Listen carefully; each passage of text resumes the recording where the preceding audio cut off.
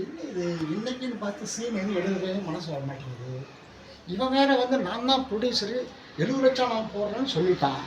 கூட்டிட்டு போய் 3 வீட்டை வேற இந்த வீடு அந்த வீடு இந்த வீடு என்னதுன்னு சொல்லிட்டான். 4 கோடி தேவைன்னு சொல்லிட்டானே. ஆனால் 70 லட்சம் தான் நம்ம பட்ஜெட் சொல்லியிருக்கோம். ஆனால் அந்த 3 வீடு அவன் தான் வேற யாருதான்றது நமக்கு கன்ஃபார்ம் ஆகலை. ஆனால் வீட்டுக்குள்ளே வாங்க போகலான்னு கொடுப்பான். நாம தான் வேணான்னு வந்துட்டோம். போனால் அவன் வீட்டில் சினிமா வேணான்னு சொல்லிட்டு என்ன பண்ணது நம்ம வந்துட்டோம்.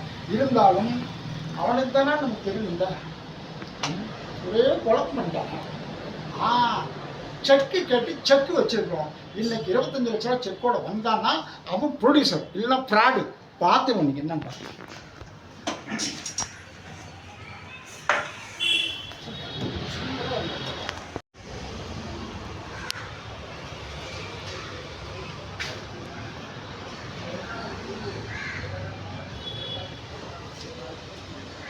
வணக்கம்.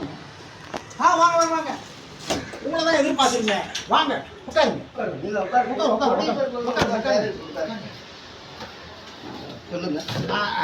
ஒன்றும் இல்லை, ஒரே குழப்பம். இது குழப்பமெல்லாம் தீர்ந்துச்சு. கொடுங்க. நீங்க கேட்ட செக்கு தான் பாருங்க. கேட்டதோட எக்ஸ்ட்ரா இருக்கும். 25 லட்சம் போட்டுருக்கீங்க.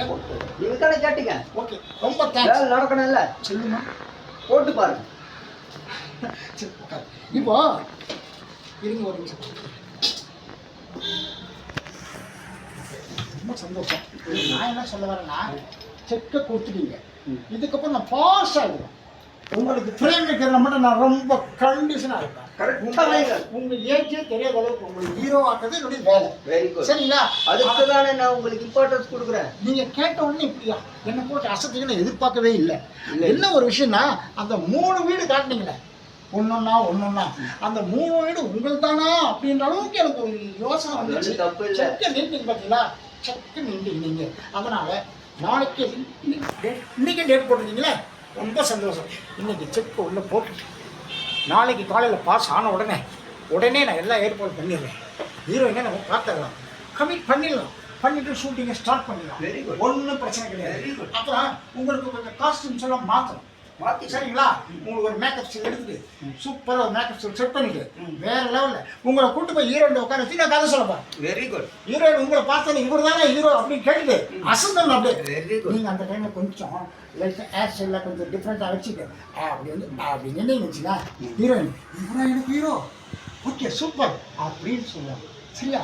அந்த அளவுக்கு மாற்றுறது நேசமானவனுடைய style. Very good. Okay okay sir. அப்போ இன்னைக்கு ஒரு காஃபி சாப்பிட்டு வந்துருமா? சந்தோஷமா வாங்க. காபி ஏன் சார், நல்ல கூல் ட்ரிங்க்ஸ் சாப்பிடுவாங்க. உங்க கையாலேயே இதை பெல்ல பண்ணி உள்ள போட்டுட்டு ஓகே சார்.